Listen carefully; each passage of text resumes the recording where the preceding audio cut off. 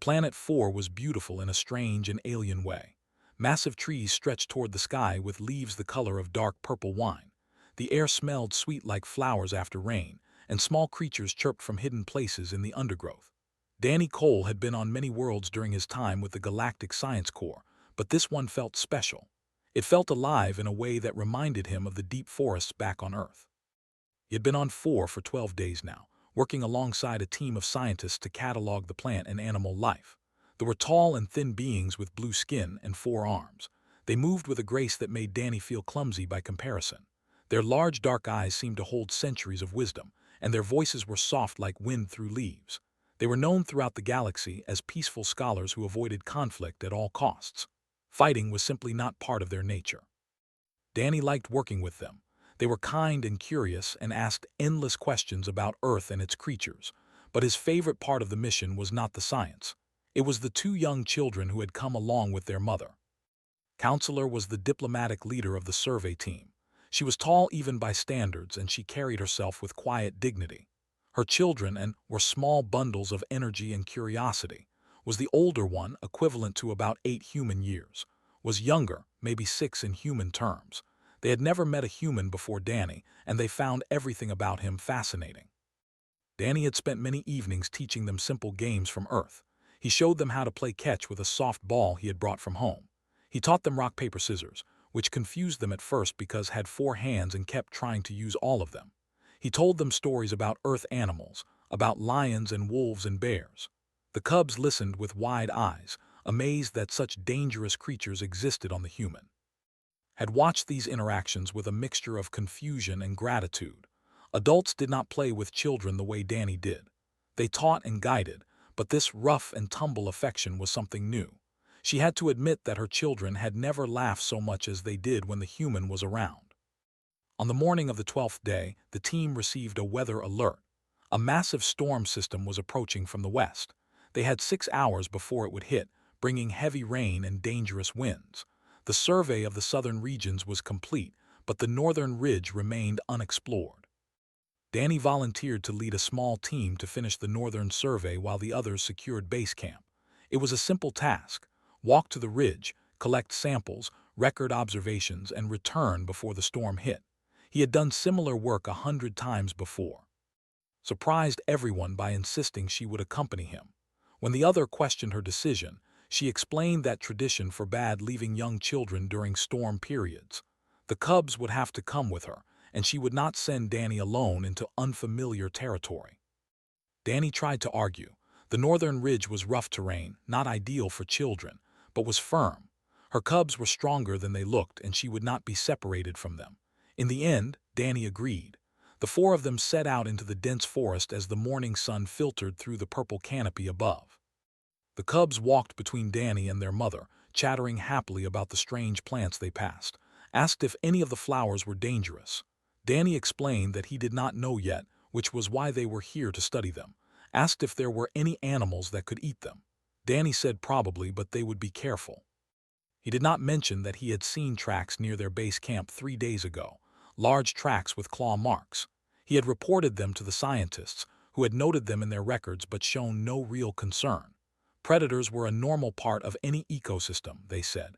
The team simply needed to avoid provoking them. Danny was not so relaxed about it. He had grown up in the wilderness areas of North America. He had worked as a survival instructor before joining the Science Corps. He knew what predator tracks looked like, and he knew what it meant when those tracks showed up near places where prey gathered. It meant something was hunting. The walk to the northern ridge took 2 hours. The terrain grew steeper and rockier as they climbed. Danny helped the cubs over the difficult sections, lifting them across gaps and steadying them on slippery surfaces. Watched him handle her children with such care, and she felt something warm in her chest. Trust, perhaps, or gratitude. She was not sure. They reached the ridge just before midday. The view was stunning. They could see for miles across the purple forest, all the way to the distant mountains where the storm clouds were building. Danny took samples while recorded observations. The cubs explored nearby, never straying far from the adults. Danny was sealing a sample container when he noticed something wrong. The forest had gone quiet. The small creatures that had been chirping and rustling in the undergrowth had fallen silent. The birds that had been calling from the treetops had stopped. Everything was still. He knew this pattern. He had experienced it many times in the forests of Earth. Small animals went quiet when something dangerous was nearby, something that made them afraid to move or make noise, something that hunted. Danny straightened slowly and looked around. The purple vegetation was thick and dark, perfect for hiding, perfect for ambush. He caught her attention with a small gesture. She looked at him with confusion, and he saw the moment when she noticed the silence too. Her large eyes widened. Her forearms pulled close to her body in an instinctive defensive posture. Danny moved toward her slowly, keeping his movements calm and controlled. He positioned himself near the cubs without alarming them. His eyes scanned the tree line, looking for movement, looking for shapes that did not belong. He found them. There in the shadows between the massive trees, dark shapes with too many legs, eyes that reflected the dim light with a predatory gleam, one shape, then two, then more emerging from different directions. They were surrounded. Danny felt his heart begin to pound, but he kept his breathing steady. He counted 6 of the creatures forming a loose circle around their small group. Each one was roughly the size of an earth lion, maybe bigger. They had dark-scaled hide that blended with the shadows, 6 powerful legs built for speed, and jaws lined with teeth that looked like serrated knives. The Shrikes, he had read about them in the planetary survey data, apex predators, pack hunters, responsible for more deaths on 4 than any other species. And they had just found their next meal. Danny did not move. He barely breathed. His eyes tracked the 6 Shrikes as they emerged fully from the shadows and took positions around the small group. Each creature moved with the fluid grace of a born killer. Their dark scales shifted and rippled as muscles tensed beneath. Their eyes never blinked. Made a small sound of terror. It was barely a whisper, but in the unnatural silence of the forest, it sounded loud. Her 4 hands reached for her children and pulled them close against her body, and had gone rigid with fear.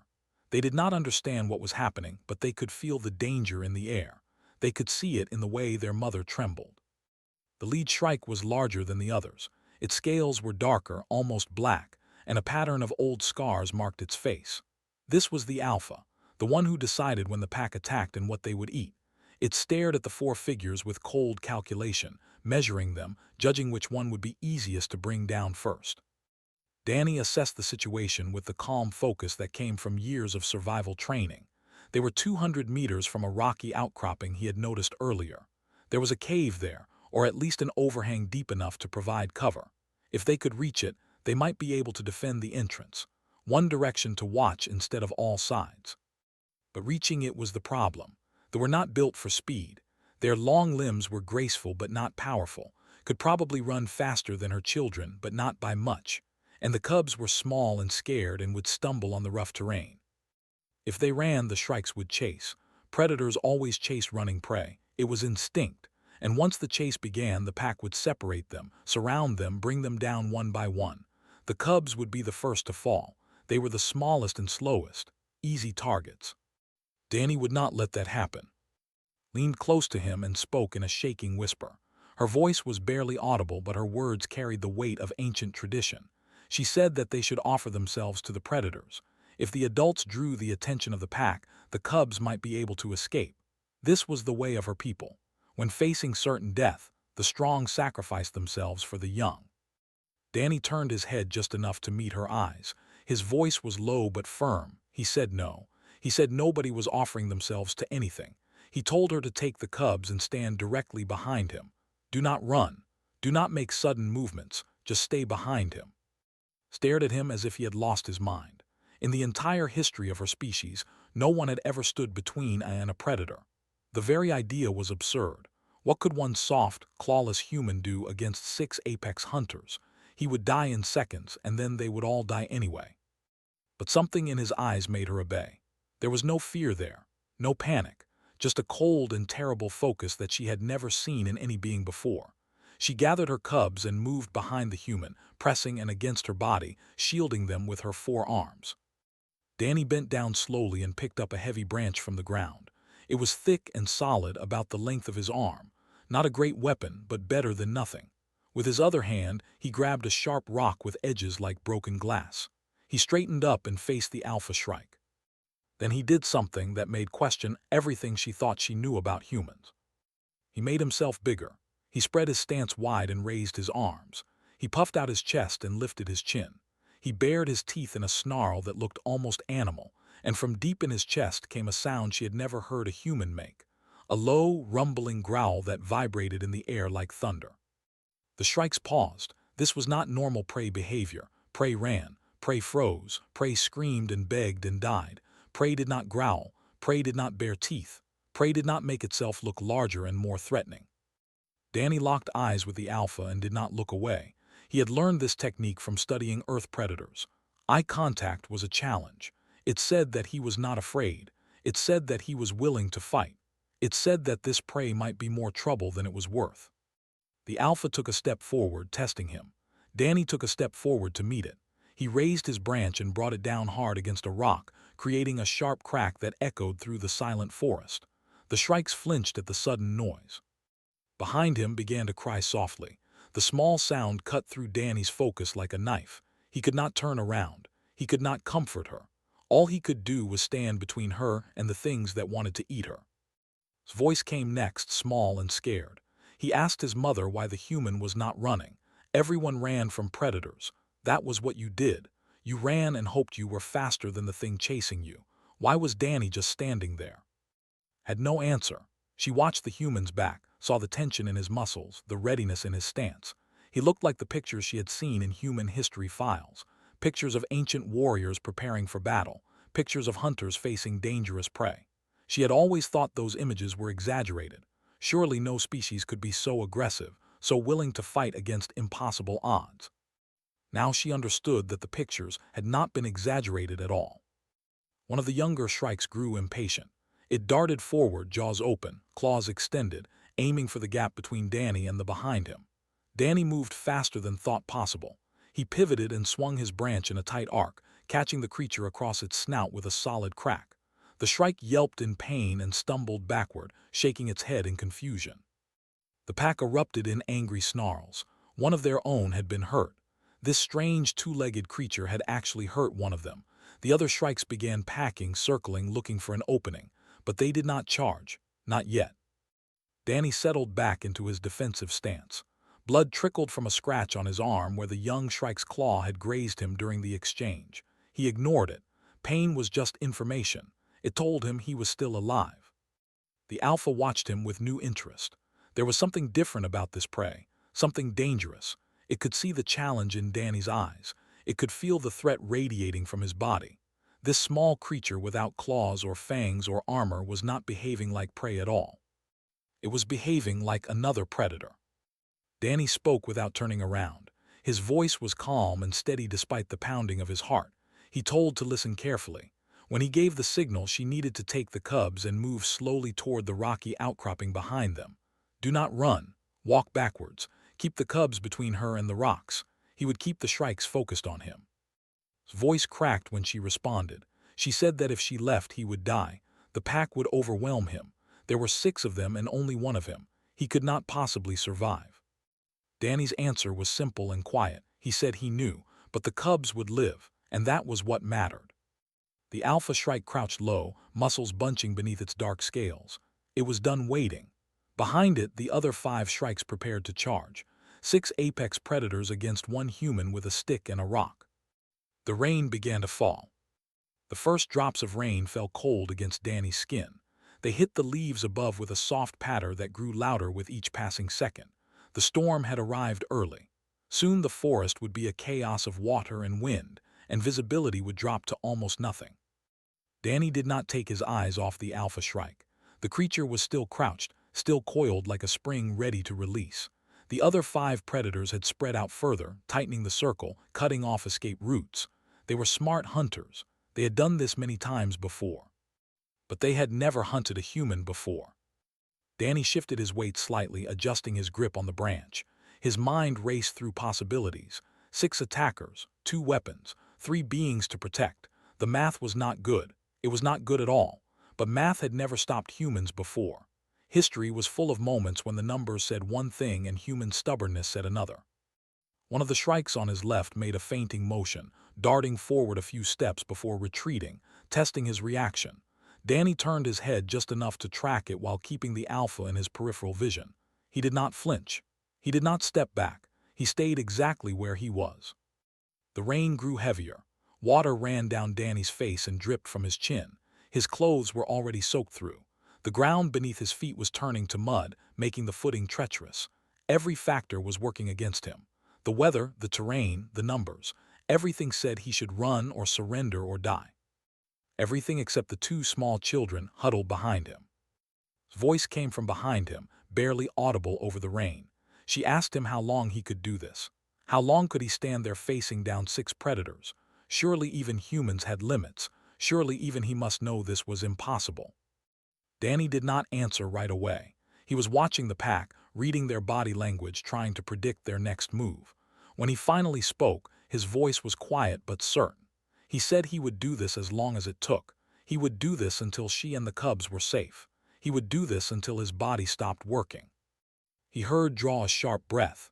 He heard one of the cubs whimper. He wished he could turn around and comfort them. He wished he could tell them that everything would be fine. But he could not lie to them, and he could not take his attention off the predators. The alpha shrike rose from its crouch and began packing. Back and forth, never taking its eyes off Danny. It was thinking, calculating, trying to understand this strange creature that refused to behave like prey. In the alpha's experience, everything ran eventually. Everything gave up.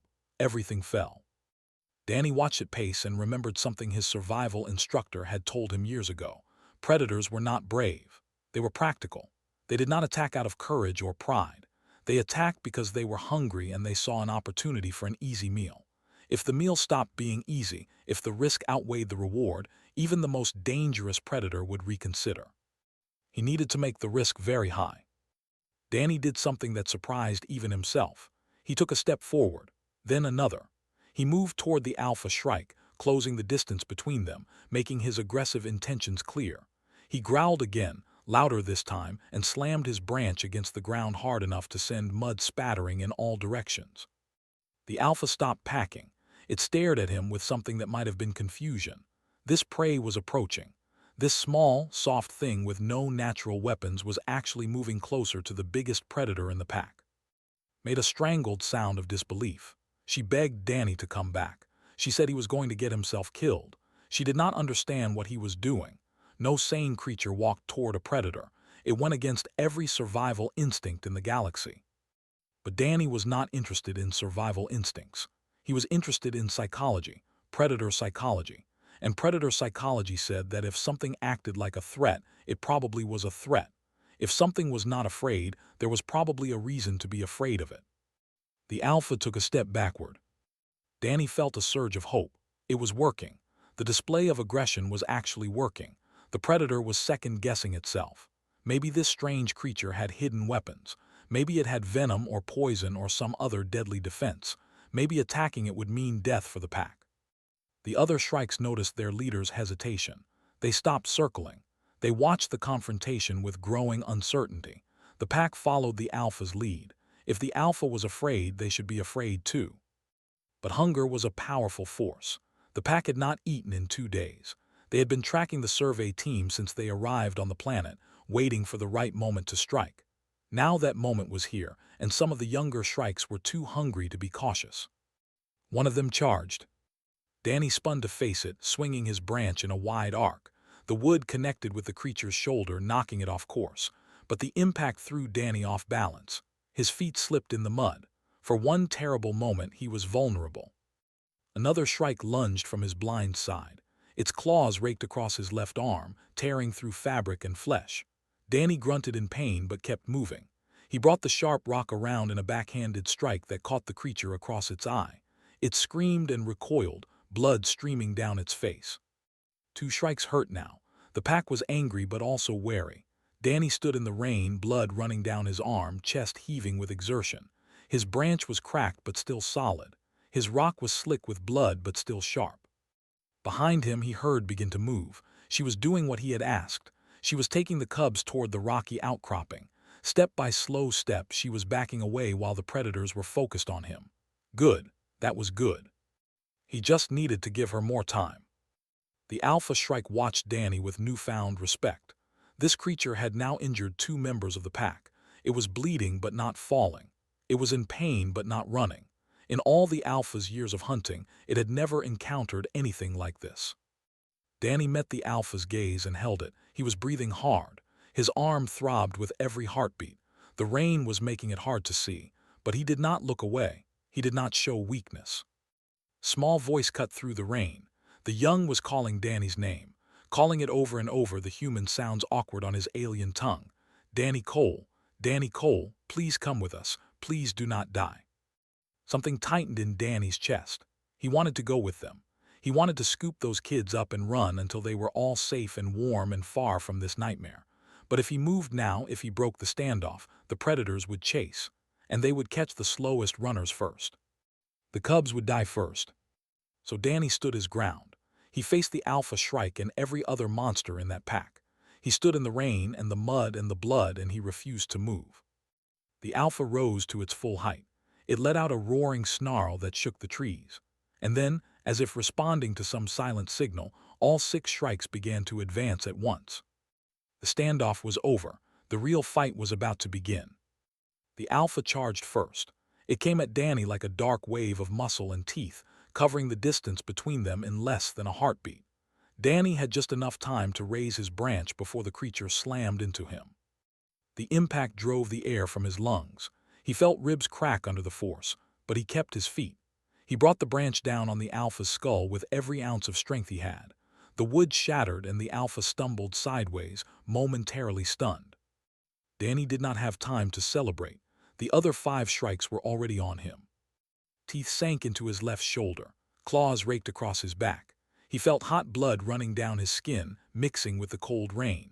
Pain exploded through his body, bright and sharp and overwhelming. A normal person would have fallen. A normal person would have curled up and waited to die. Danny was not normal. Danny was human. He twisted and drove his sharp rock into the neck of the shrike, biting his shoulder. The creature released him with a shriek of pain. He kicked another in the face, feeling bones crunch under his boot. He grabbed a third by its jaw and forced its head away from him, muscles straining against the terrible strength of the predator. He was losing. He knew he was losing. There were too many of them, and they were too strong. Every second brought new wounds, new damage. His body was being torn apart piece by piece, but every second was also another second that, and the cubs moved closer to safety. He could hear them behind him, the splashing of feet through mud, the crying of frightened children, the desperate voice of a mother urging her young ones to move faster. They were close to the rocks now, maybe 50 meters, maybe less. Danny threw the shrike he was holding and spun to face the others. 3 of them circled him warily, blood dripping from various wounds. The one he had stabbed in the neck had retreated to lick its injuries. The alpha was back on its feet, shaking its massive head, eyes filled with rage. He had hurt them. He had actually hurt them badly, but they were not giving up. The hunger was too strong. The anger was too hot. They wanted him dead now, not just eaten. The alpha came at him again. Danny had no weapon left except the bloody rock clutched in his fist. He met the charge head-on, ducking under the creature's snapping jaws and driving his shoulder into its chest. They went down together, rolling through the mud in a tangle of limbs. Danny ended up on top. He raised the rock and brought it down on the alpha's face. Once, twice, 3 times. Blood splattered across his hands and arms. The alpha howled and threw him off with a powerful kick of its rear legs. Danny landed hard on his back. The breath rushed out of him. His vision went dark at the edges. He tried to get up, but his body was not responding properly. Too much damage, too much blood loss. The rain fell into his eyes, blurring everything into streaks of and purple. A shrike loomed over him, jaws open, ready to deliver the killing bite. Then Danny heard something that cut through the pain and exhaustion like a blade of light. Voice, shouting in a language he did not understand. Ancient words, warrior words, words that her peaceful species had not spoken in 10,000 years. A rock struck the shrike standing over him. The creature turned toward this new threat, confused and angry. Danny forced his head to move, forced his eyes to focus. He saw standing 20 meters away, another rock in her 4 hands, her children safely behind her at the entrance to the cave. She had come back for him.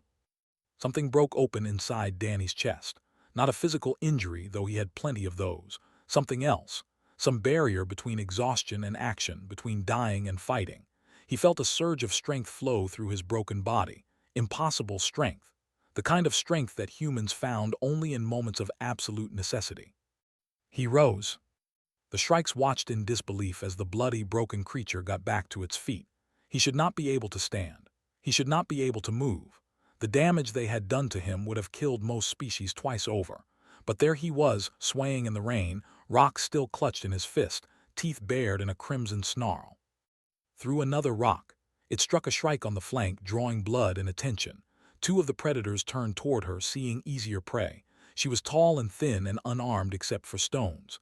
She would go down fast. Danny saw them turn. He saw them coil to spring toward the mother. And something primitive and terrible woke up in his hindbrain.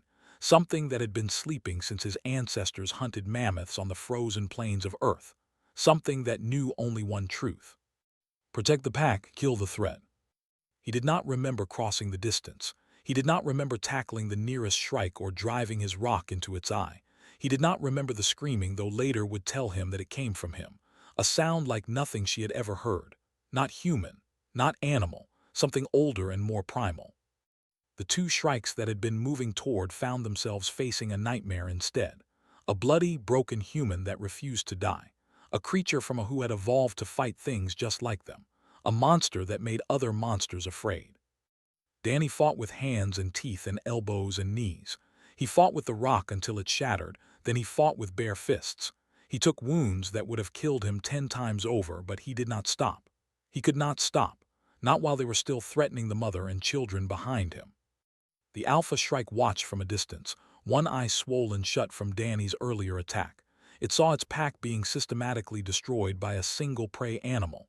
3 of its hunters were down, bleeding and whimpering. 2 more were limping badly, and still the human kept fighting. Something cold settled in the Alpha's stomach, something it had never felt before. Fear. This was not prey, this was not food, this was something else entirely. This was a creature that would rather die than retreat, a creature that fought hardest when it was most broken, a creature that protected others with the same ferocity that the pack protected its own. The Alpha made a decision that went against every hunting instinct it possessed. It threw back its head and let out a series of sharp, barking calls. A command. A retreat.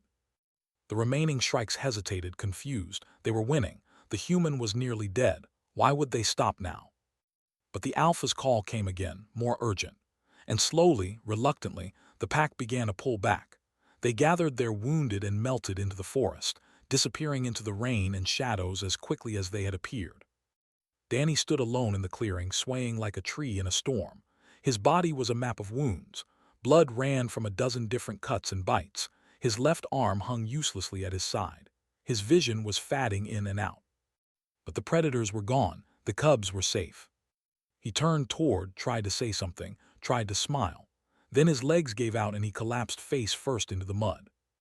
Reached Danny before his face fully settled into the mud.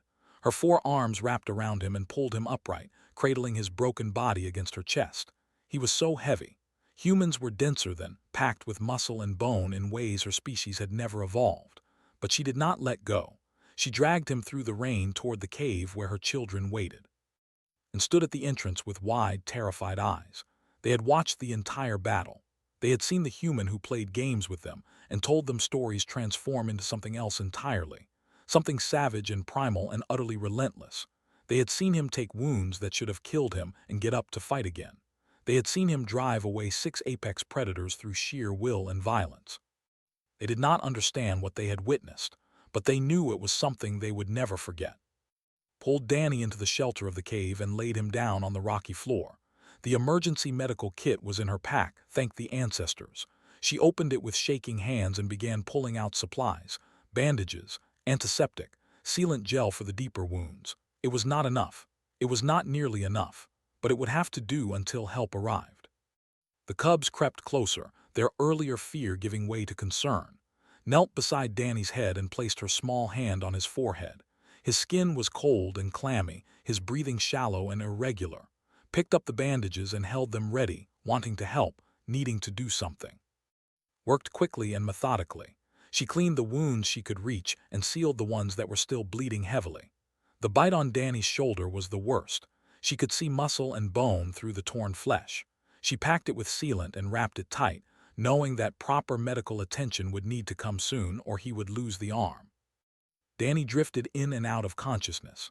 In his lucid moments, his eyes would find the cubs and a small smile would cross his bloody face. He tried to speak once, tried to tell them they were brave, but the words came out as a wet cough, shushed him and told him to save his strength. There would be time for talking later. If he survived. The storm raged outside the cave, rain falling in sheets, thunder rolling across the sky. Hours passed, kept vigil over Danny while the cubs huddled close for warmth. She thought about what had happened. She thought about what the human had done.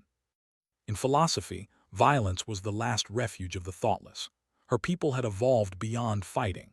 They survived through intelligence and cooperation and avoidance.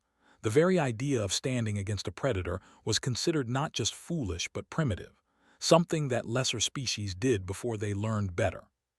But watching Danny fight, watching him take wound after wound rather than let the predators reach her children, had felt something shift in her understanding. This was not primitive. This was not thoughtless. This was something else entirely. This was love made into action. This was protection taken to its ultimate extreme. Danny had not fought because he was savage. He had fought because her cubs were behind him, and nothing in the galaxy was going to get past him while they were there. Near dawn, the storm began to fade. Used her communicator to send an emergency signal, and within hours a rescue team from base camp arrived. They found her sitting with Danny's head in her lap, one hand stroking his hair while the cubs slept curled against his sides. The medical team loaded Danny onto a stretcher and rushed him back to the ship's medical bay. The doctor, a senior surgeon, spent 14 hours working on him. She repaired torn muscles and reconnected severed blood vessels. She sealed fractured bones and cleaned infected wounds. When she finally emerged from the surgery, her expression was one of pure disbelief. She told that she did not understand how the human had survived. The blood loss alone should have killed him. The trauma to his internal organs should have shut his body down within minutes. By every medical standard she knew, Danny Cole should have died in that clearing. But he had not died. He had kept fighting. He had kept standing. And somehow, impossibly, he had won. Danny woke 3 days later. The first thing he saw was and sitting on chairs beside his bed, their small bodies slumped in sleep. The second thing he saw was, watching over all of them with tired but grateful eyes. She leaned forward and took his hand in two of hers. Her voice was soft when she spoke, filled with emotions that rarely expressed. She asked him why. Why had he done it? Why had he risked everything for people he barely knew? Why had he been willing to die for children who were not his own? Danny's throat was dry and his voice came out rough, but his answer was simple and honest. He said because they needed him, because the cubs deserved to grow up and see the wonders of the galaxy, because that was what humans did. They protected the people they cared about, no matter the cost. Was silent for a long moment. Then she did something that surprised them both. She bent down and pressed her forehead against his, a gesture of deepest respect and connection. She told him that in her culture there was an old tradition. When someone saved the life of a child, they became bound to that child's family forever, not as a servant or an obligation but as true kin, blood of blood, soul of soul. Danny Cole was now family, and he would always have a place among them. News of the incident spread quickly through communication channels. A human had faced down an apex predator pack alone to protect children. A human had refused to run. A human had almost died saving people he had only known for 2 weeks. Within months, the Council made a formal request for an alliance with Earth. Other species in the galactic community were confused. They had never sought alliances before. They had never needed them. They survived by being too fast and too smart to need protection. When asked why they wanted this alliance now, the ambassador gave a simple answer. She said that they had finally found a species they could trust with their children. A year later, Danny walked through the halls of a space station with Riding on his shoulders and holding his hand. Other aliens watched and whispered. They had all heard the story of the human who faced a predator pack and won. Some of them looked at him with fear, some with respect, some with curiosity about what kind of species could produce such beings. Danny did not pay attention to any of them. He was listening to the cubs argue about which Earth story he should tell them tonight. Wanted the one about the knight who fought a dragon. wanted the one about the little girl who defeated a wolf. Danny suggested a new one, a story about 3 little pigs who built houses to keep the wolves out. The cubs had never heard it. They did not know what a pig was. They did not know what a wolf was. But they knew what Danny was. They had seen him become something ancient and terrible to keep them safe. They had watched him stand against monsters without flinching. They had felt his arms carry them to safety when the danger had passed. He was human, and humans protected their pack. Always.